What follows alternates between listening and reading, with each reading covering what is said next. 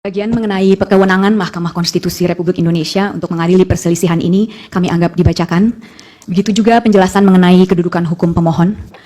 Penjelasan mengenai tenggang waktu pengajuan permohonan juga kami anggap dibacakan. Sehingga kami mulai dengan membaca pokok perkara. Perhitungan suara yang dilakukan oleh termohon adalah keliru, karena seharusnya paslon 2 tidak mendapatkan suara sama sekali.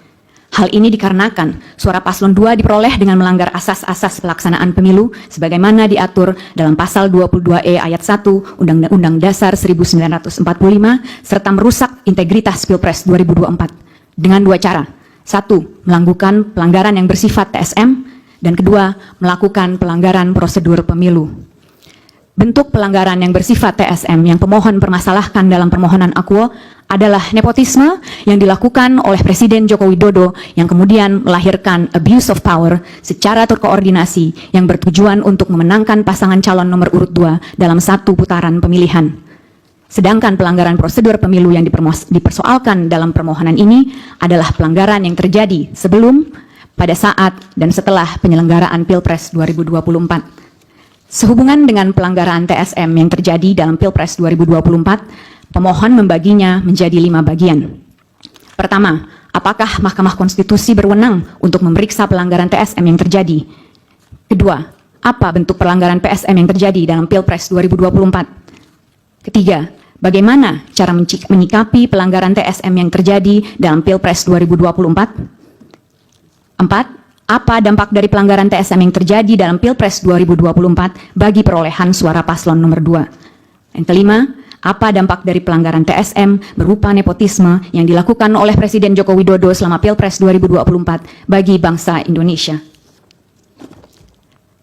Pertanyaan pertama yang akan pemohon jawab sehubungan dengan pelanggaran TSM yang terjadi dalam Pilpres 2024 adalah, apakah Mahkamah Konstitusi berwenang untuk memeriksa pelanggaran TSM yang terjadi? Menurut hemat pemohon, Mahkamah Konstitusi seyogianya memeriksa permohonan akuo yang mempermasalahkan pelanggaran TSM berupa nepotisme yang kemudian melahirkan abuse of power yang terkoordinasi karena dua fakta hukum berikut. Pertama, adanya kekosongan hukum dalam undang-undang pemilu kita. Dan kedua, adanya instrumen penegakan hukum pemilu yang tidak berjalan secara efektif. Pertama, Undang-Undang Pemilu tidak mengatur mengenai nepotisme yang dilakukan oleh Presiden sebagai bagian dari pelanggaran TSM, karena Undang-Undang Pemilu hanya mengenal dua jenis pelanggaran TSM.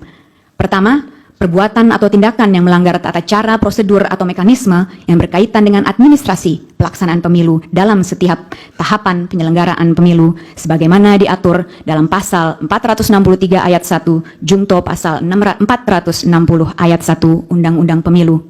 Dan kedua, pelanggaran jenis TSM dalam bentuk money politics, sebagaimana dimaksud dalam pasal 286 Undang-Undang Pemilu. Kedua, penyelenggara pemilu yang ada tidak efektif dalam menjalankan tugasnya, sehingga membuat Pilpres 2024 menjadi pemilu yang syarat dengan nepotisme dan pelanggaran. Ketidakefektifan penyelenggara pemilu bisa terlihat dari beberapa hal. Pertama, tidak independennya termohon, sebagaimana terbukti dari upaya termohon untuk memastikan diterimanya Gibran Rakabuming Raka sebagai kontestan dalam Pilpres 2024, mulai dari langsung menerapkan putusan Mahkamah Konstitusi nomor 90 tahun 2023 yang merupakan plurality decision, dan karenanya seyogianya dibaca menggunakan Marx Rule yang kali pertama dipertimbangkan dalam kasus Marx versus United States. Saya izin mengutip sedikit, Yang Mulia. When a fragmented court decides a case and no single rationale explaining the result enjoys the assent of 5 justices, the holding of the court may be viewed as that position taken by those members who concurred in the judgments on the narrowest grounds. Sedikit terjemahannya sebagai berikut. Manakala pengadilan yang terbelah memutuskan perkara dan tidak ada rasio tunggal yang menerangkan hasil dan mendapatkan persetujuan dari Hakim Agung, pendirian pengadilan dapat dilihat sebagai posisi yang diambil oleh anggota yang setuju terhadap keputusan atas dasar yang paling sempit. Kemudian, dalam menerima pendaftaran Gibran Rakabuming Raka, termohon pun jelas melanggar peraturan KPU nomor 19 tahun 2023 yang kemudian belakangan terbukti sebagai bentuk pelanggaran etika. Ketidakefektifan penyelenggara pemilu yang kedua adalah DKPP yang melindungi termohon yang dipimpin oleh Hasyim Asyari yang terbukti dari tidak pernah diberhentikannya Hasyim Asyari dari jabatannya meski sudah 4 kali diputus melakukan pelanggaran etika, yaitu melalui putusan nomor 14 PKE DKPP tahun 2023 tertanggal 30 Maret 2023, putusan nomor 35 dan 39 PKE 2023 tertanggal 3 April 2023, putusan nomor 110 PKE DKPP tertanggal 9 Oktober 2023, dan terakhir di putusan 135, 136, 137, dan 141 PKE tertanggal 5 Februari 2024. Ketidakefektifan ketiga adalah Bawaslu yang tidak efektif dalam menyelesaikan laporan yang disampaikan kepadanya, sebagaimana terbukti dari terlalu formalistiknya Bawaslu dalam menanggapi berbagai pelanggaran yang terjadi di lapangan. Secara teoretis, kewenangan Mahkamah Konstitusi untuk memeriksa pelanggaran TSM yang terjadi dalam Pilpres 2024 lahir dari beberapa argumentasi berikut. Pertama, Mahkamah Konstitusi sebagai bagian dari kekuasaan kehakiman tidak seyogianya menolak perkara dengan alasan adanya kekosongan hukum, sebagaimana digariskan dalam pasal 10 ayat 1 Undang-Undang Kekuasaan Kehakiman.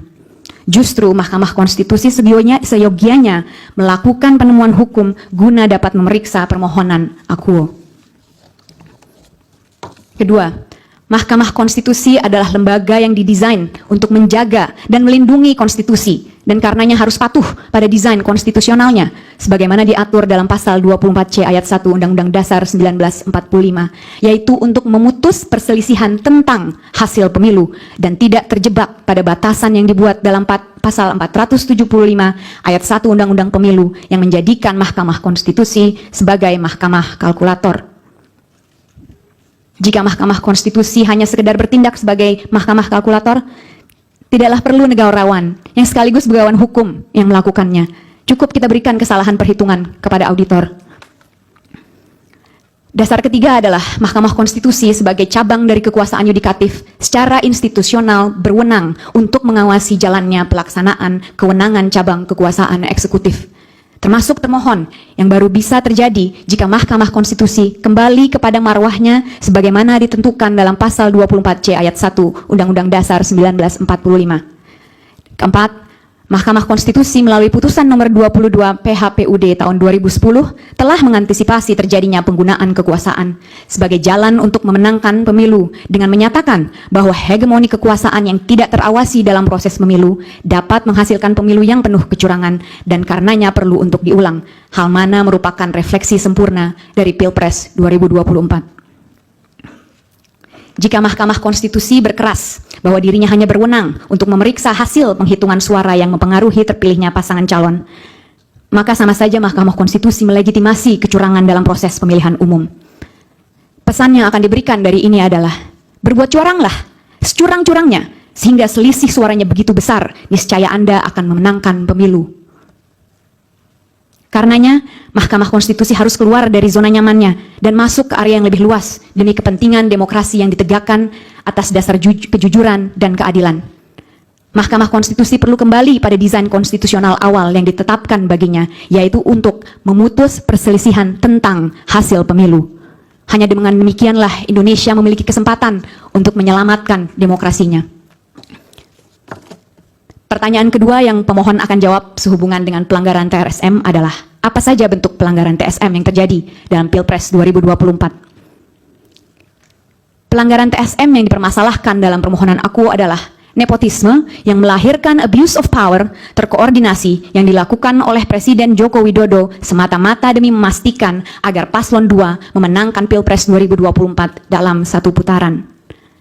Sehubungan dengan pembuktian mengenai ada tidaknya nepotisme, maka penting untuk melihat standar beban pembuktian sehubungan dengan perkara PHPU di Mahkamah Konstitusi, sebagaimana dimuat dalam putusan nomor 1 PHPU Pres tahun 2019, yaitu beban pembuktian formil yang mana beban pembuktian awal dibebankan kepada pemohon dan kemudian beralih kepada termohon.